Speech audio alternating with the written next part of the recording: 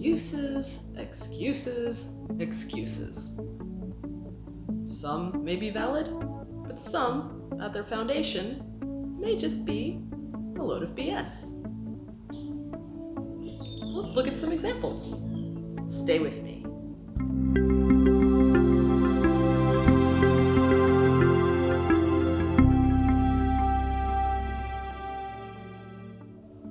Hi, I'm Leslie, and I am a life coach here in Brisbane, Australia. Now, I want to preface this video by saying that the excuses that I'm presenting are very common excuses that you've probably heard from people. Maybe you've even made these excuses. So I'm not talking about my clients or anyone specific. So in the excuses that I'm going to present, I want you to think about what of your own story you can relate to in them and change your perspective on the situations and how it can help you overcome similar excuses in your life. One really interesting thing about excuses is that different people have different relationships with their excuses. For some, excuses are a form of protection. They're protecting you from something you feel may damage you in some way. Some excuses may have validity built into them, but when we really pull things apart, you can find in some situations the foundation of those excuses can be quite invalid or just silly. So we want to work on overcoming them. So let's get started. This is one of my favorite silly excuses, right? I'd like to go to the gym, but I'm too overweight and I'm afraid people will look at me and judge me. Okay, so there are a few things wrong with this statement. Think about why people go to the gym. They're trying to increase their own fitness, they're trying to get some headspace. There are a lot of different reasons that people go to these facilities to work out. And it's very unlikely that any of those reasons have anything to do with fat shaming people.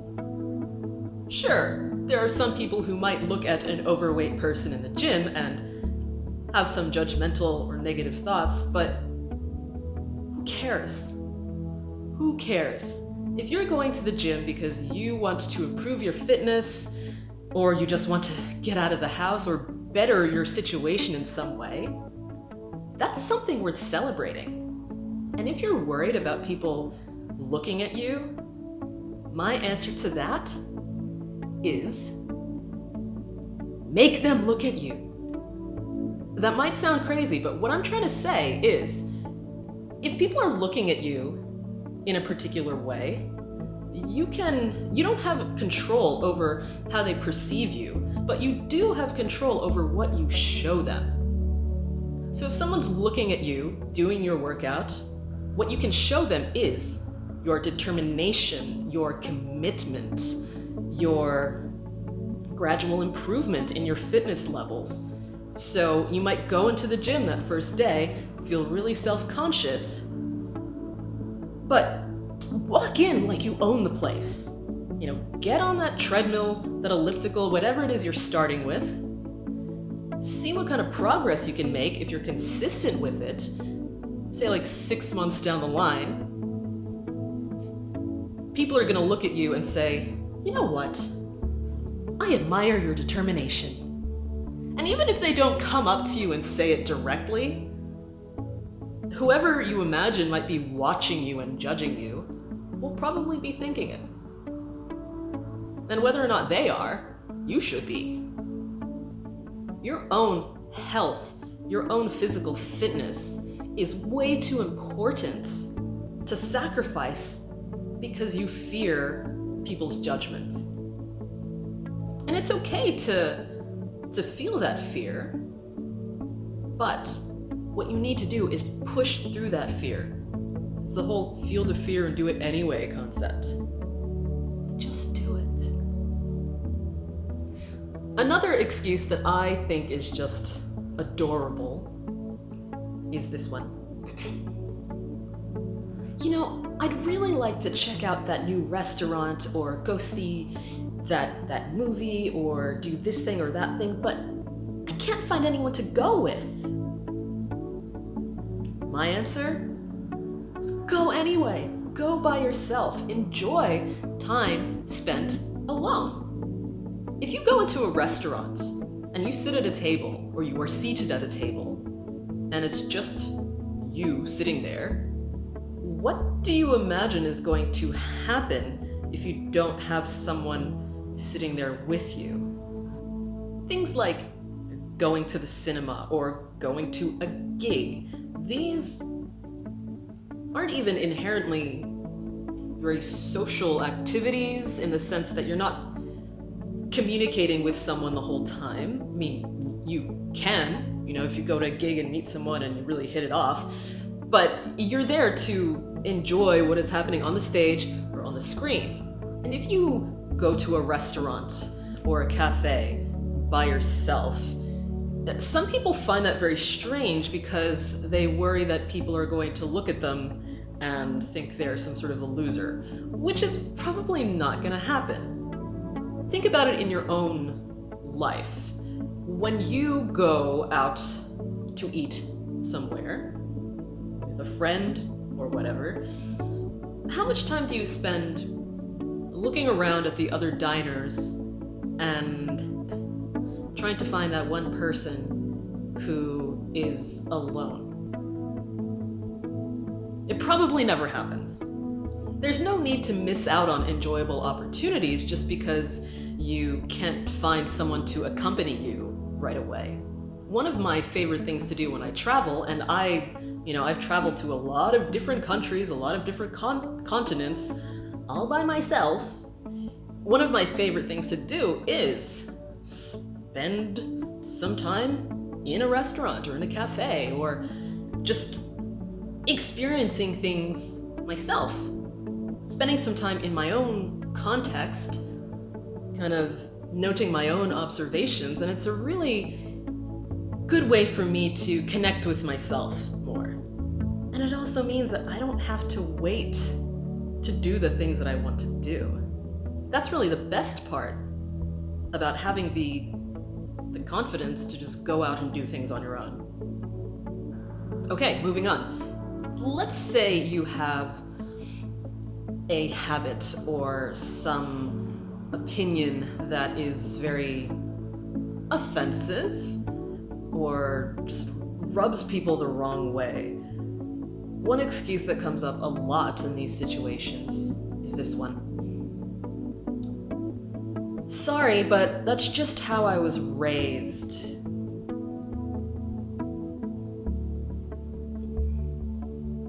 I mean, think about how silly that is. As a grown-up, as an adult, trying to dismiss some negative habit or negative behavior or opinion as something that you can't control because it's somehow in your genetics, that's not a thing. If you have some sort of idea that is impacting your relationships or the way people perceive you, you can only take ownership of that.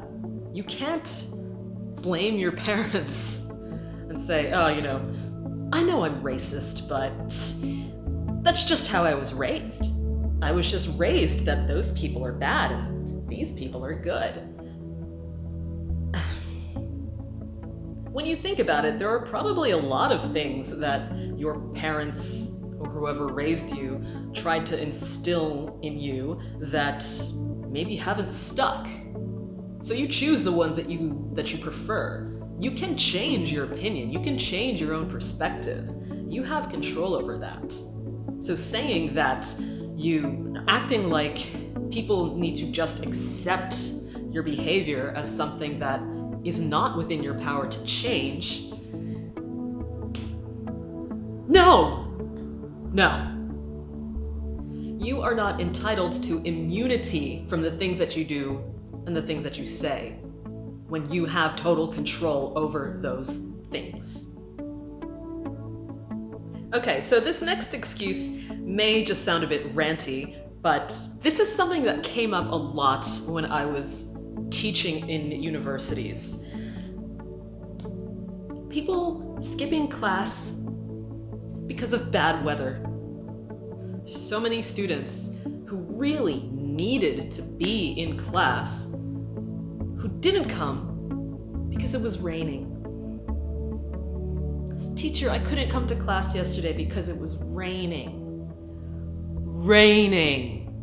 When someone skips out on something because of bad weather, because of rain, it's not because of the weather. It's that they don't think that that thing is important enough to prioritize. Get an umbrella. Get a raincoat. And if you get wet, it's not the end of the world. Unless you are made of sugar, you are not going to be negatively impacted by a little bit of rain. And the same can be said for meetings or parties you've been invited to. Using the rain as an excuse is just, no.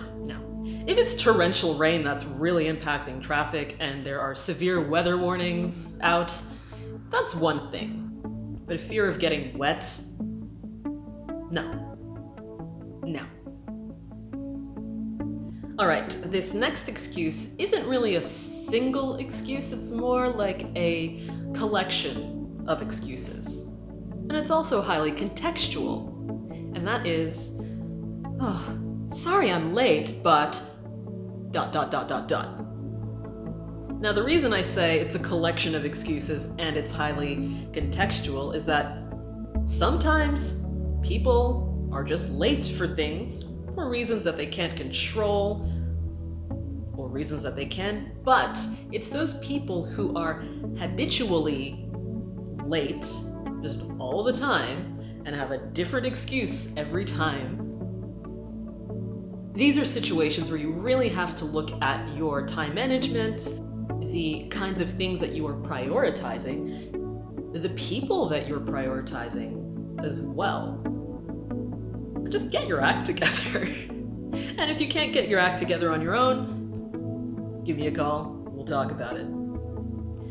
Everyone has, that one friend or a couple of friends who constantly arrives late to things or just flakes out a lot, but will always be on time for work, or will always be on time for something that serves them in some big way. So what that is saying is that it's not a problem of time management all the time. They just don't think other things outside of the things that serve them are important enough to commit to arriving on time for. And if you have those kinds of habits, think about how that might be impacting your relationships with the people around you. Well, you might think, it's not a big deal, or, it's kind of just some cute personality quirk of mine. Your friends and loved ones may think differently. It may be time to do a painfully honest assessment of how you prioritize the things and the people in your life, and what you can do to honor your commitments in a much more effective way. This next excuse is also highly contextual and becomes more of a problem when it's a habit. And that is the excuse, sorry I missed this thing or that thing, but I overslept. Sure, it's possible that you may oversleep and miss out on some important obligation every once in a while, but if something is important enough to you, if something is a priority to you, you will set an alarm. You will go to bed early the night before. You will make sure not to spend the night before getting really drunk. You will clear your prior evening of behaviors that are going to impact your sleep. in a negative way. So if you are the kind of person who frequently uses "I overslept" as an excuse, or it's something that causes you to flake out on your commitments, it's worth considering the impact that that might be having on your reputation as a reliable person, among other things. It can have a really strong impact on your relationships with people, or how people perceive you, especially if it affects your professional life. But that said, if you're prioritizing your professional life over your personal life and have completely different sets of behaviors to manage those two things, again, it's worth looking at where something might be potentially off balance. Okay, if there's something in your personal life that's causing you to want to completely neglect that side of it and prioritize your professional life, that's worth looking at, and vice versa. If you're all about your personal life and just screw your professional life, there may be some things in operation there that are worth addressing as well. So again, those are just some of what I consider my favorite excuses, because if you apply the smallest degree of critical thinking to each of these excuses, it becomes very easy to invalidate them. And once you pull apart these excuses, you can start to insert different ways of thinking to overcome them. So if you have a habit of making these kinds of excuses, and it is preventing you from moving forward in your life or accomplishing your goals or feeling any semblance of fulfillment, it's something really, really important to examine within yourself. And that process of self-examination can be polluted by a lot of noise that tends to surround the way we think about our own situation. So if this sort of situation is quite familiar to you, get in touch. Let's talk about it. Go to my website, leslievcoaching.com, and book a consultation with me.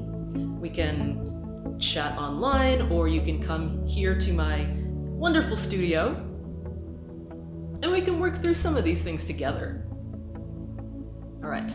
Also, remember to subscribe to my channel and give this video a big thumbs up if you found it at all helpful. Share it with someone you know who has a tendency to make silly excuses, and leave me a comment. All right, I'm going to leave it at that. Have an awesome week, and I'll see you next time.